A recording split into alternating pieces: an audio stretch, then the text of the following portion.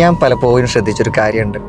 ഭക്ഷണം കഴിക്കുന്ന സമയത്ത് ഞാനും ഉമ്മ ഒരുമിച്ചാണ് ഭക്ഷണം കഴിച്ചിട്ടുള്ളത്. പക്ഷേ ഞാൻ പോകാൻ വേണ്ടിയിട്ട് ഒരുങ്ങിയ സമയത്ത് ഏത് സമയമാണെങ്കിലും ഉമ്മ കൈ കഴുകാതെ തന്നെ ഇവിടെ എണീറ്റ് വന്ന് ഞാൻ പോകുന്നവരെ പല സമയങ്ങളിലും ഉമ്മ അങ്ങനെ നോക്കി നിൽക്കാറുണ്ട്.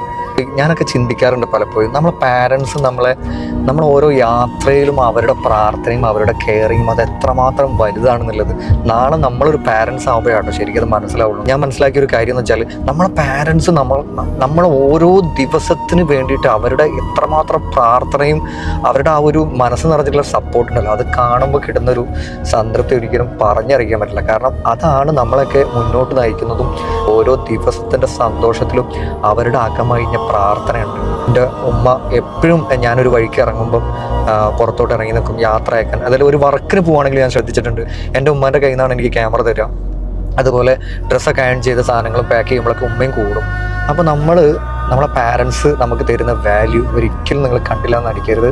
ഇതുപോലത്തെ രസകരമായിട്ടുള്ള അനുഭവങ്ങൾ നിങ്ങളെ രക്ഷിതാക്കളുമായിട്ടുള്ള നല്ല അനുഭവങ്ങളുണ്ടാവും. തീർച്ചയായിട്ടും അത് നിങ്ങൾ കമൻറ്റിലൂടെ പങ്കുവെക്കുന്ന പ്രതീക്ഷയോടെ കുഞ്ഞാവാടി ഫൈനാൻസ്.